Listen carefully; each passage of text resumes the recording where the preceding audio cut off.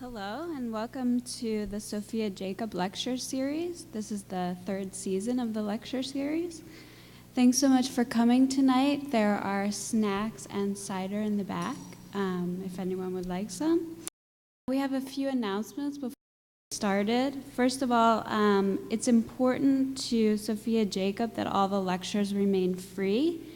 And though the artists agreed to present for free if you have $1 or $2, please consider donating at the door.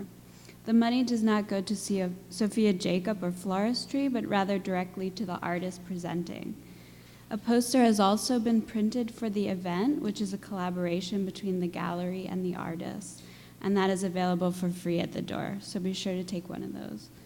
Additionally, Sophia Jacob would like to invite everyone to the gallery next Saturday for a Halloween-themed exhibition and the release of the October issue of Maiden.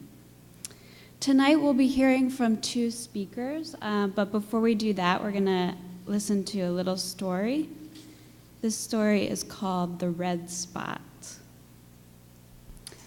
While Ruth slept, a spider crawled across her face. It stopped for several minutes on her left cheek, then went on its way. "What is this red spot on my cheek?" she asked her mother the next morning. "It looks like a spider bite," her mother said. "It'll go away, just don't scratch it." Soon the small red spot grew into a small red boil. "Look at it now," Ruth said. "It's getting bigger." "That sometimes happens," her mother said. "It's coming to a head." In a few days, the boil was even larger. "Look at it now," Ruth said. "It hurts and it's ugly." "We'll have the doctor look at it," her mother said. "Maybe it's infected." But the doctor could not see Ruth until the next day. That night, Ruth took a bath. As she soaked herself, the boil burst. Out poured a swarm of tiny spiders from the eggs their mother had laid in her cheek. Okay, so with that, we'll hear from Lindsay Raspi, is our first speaker.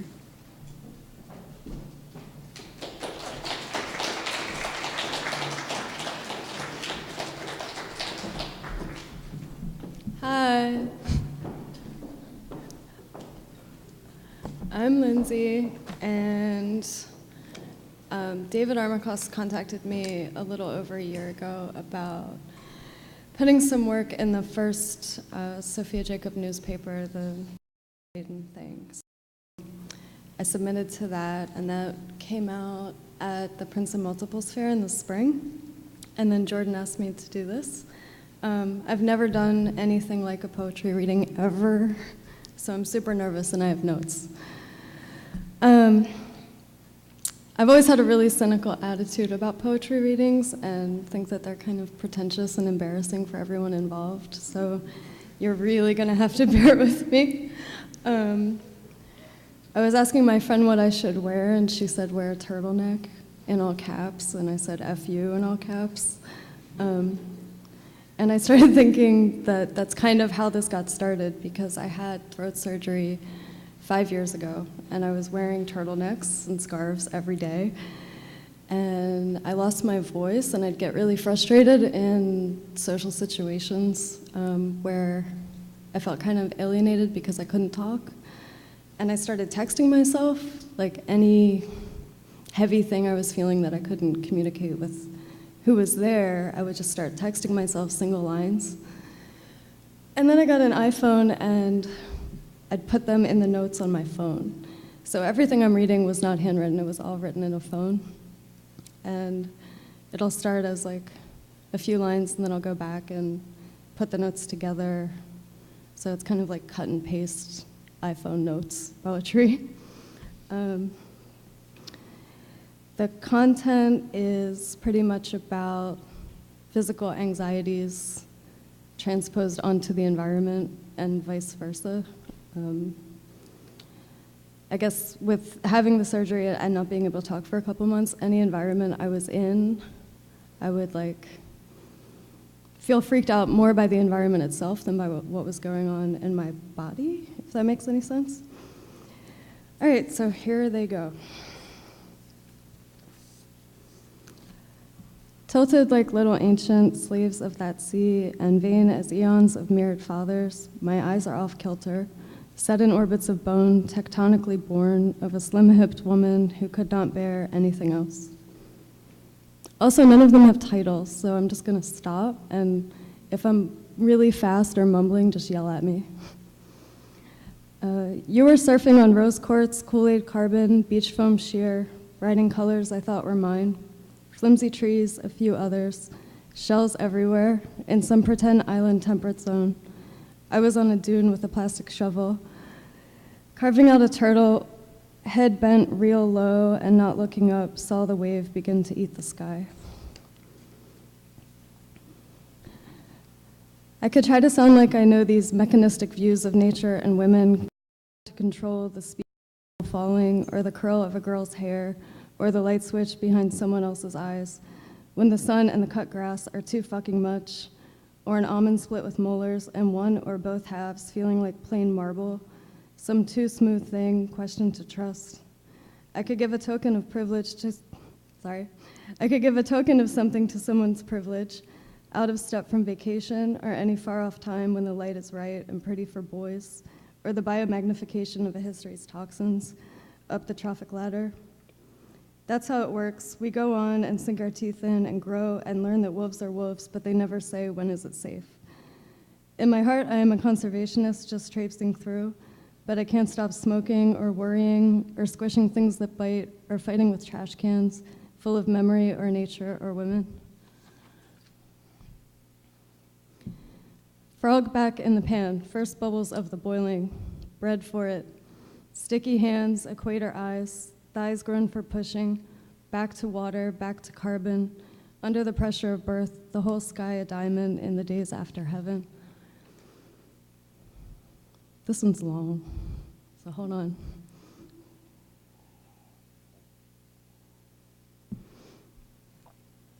A deliberate attempt to scatter through fall without losing color or dropping an invisible magnet. Neodymium child, your skin is enough. I could say fuck gravity with conviction. We could drag iron filings across my table like blackbirds peppering the sky to escape a season of gray.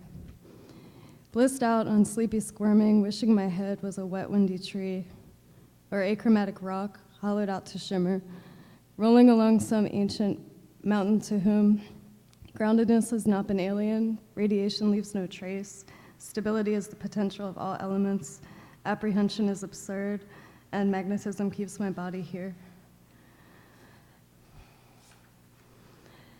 Bright lights on ice, poor spotty faces, and the bleeding of lipstick. Steam clouds, the approximate volume of lungs, badass kids who really think so, sweet girls in their special hats. Something collapsing in my skull, but not the skull itself. My inner thigh, the right one, fell on the blade of my left skate. My tights went slutty, a little blood, and all you said was, damn girl.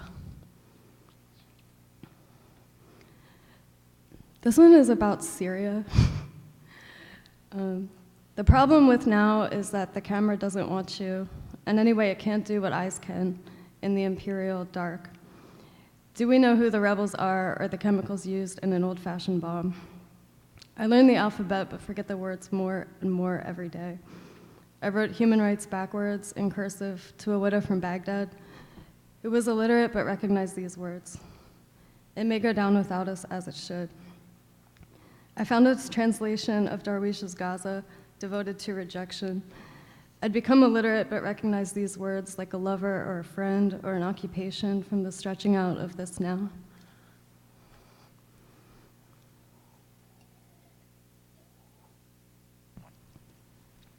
If her plain-spoken positivity hardly veils some secret trumpeting, sexy idea, and anxiety's quiet afternoons, driving into the soft belly of early fall's tilted sun, with a coolness, with an innocence false enough to refuse silence between what is known and what is wondered.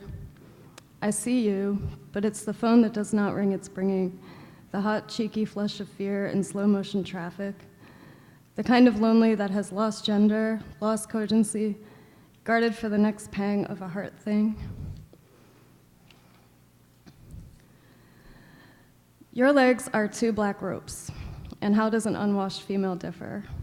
I practiced virginity, held Pope fingers high behind my head, scrubbed the leather-stained feet of white tights, the stirrups of shin guards. The whole world smelled like a damp car and a dusty dog and all the ways we were never Catholic.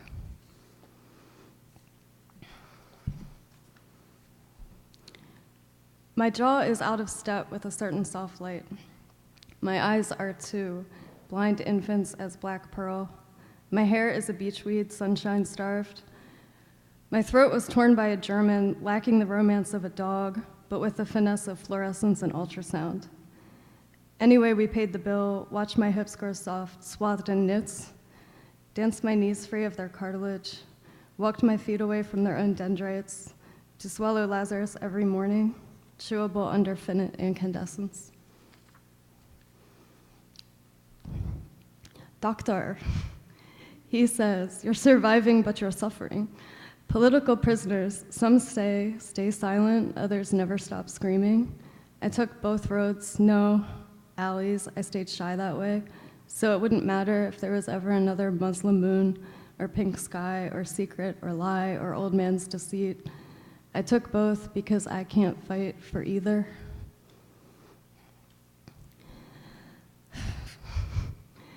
Dear Mama, these wheat-colored girls are always soft in the sun, and they have me throwing half my clothes in the trash.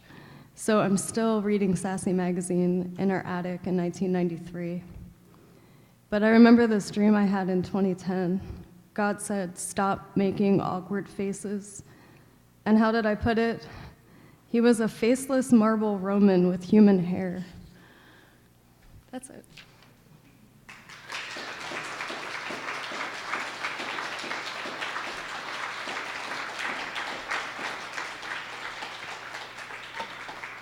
Thanks. Does anyone have any questions? At all?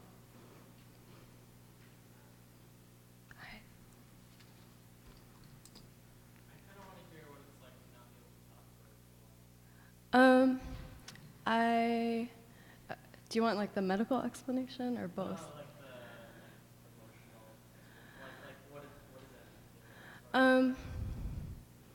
I was always concentrating on the physical part of it because I thought that I could fix it. I mean, it got better, but I think my voice is lower than it used to be. So you have like two vocal nerves that run lengthwise and they got stretched. So it's like having a guitar with loose strings. And you have to kind of like put a lot of effort into controlling muscles that you wouldn't normally control. So it's just super frustrating. Or I had a hard time being social because like going to bars or going to shows or anything at night where you have to kind of like raise your voice to be heard anyway was impossible. And that's kind of how I started texting myself, like whatever I felt like I couldn't actually say. I didn't really hang out with a whole lot of people in that time. Yeah, I think it was probably 4 months that it was really bad, and people saying like, oh, you sound like Marlon Brando or you sound like Fran Drescher is only funny for about like 2 days, not 4 months. Anybody else? Are you still texting yourself and writing? Yeah, they all go in notes on my phone now. Once in a while, they'll go directly into my computer if I'm home, but I'm not usually home. But nothing ever gets handwritten. For some reason, if I see it in my own handwriting, there's not enough separation between me and the thing itself for me to feel comfortable with it. Anybody else? All right. Thank you.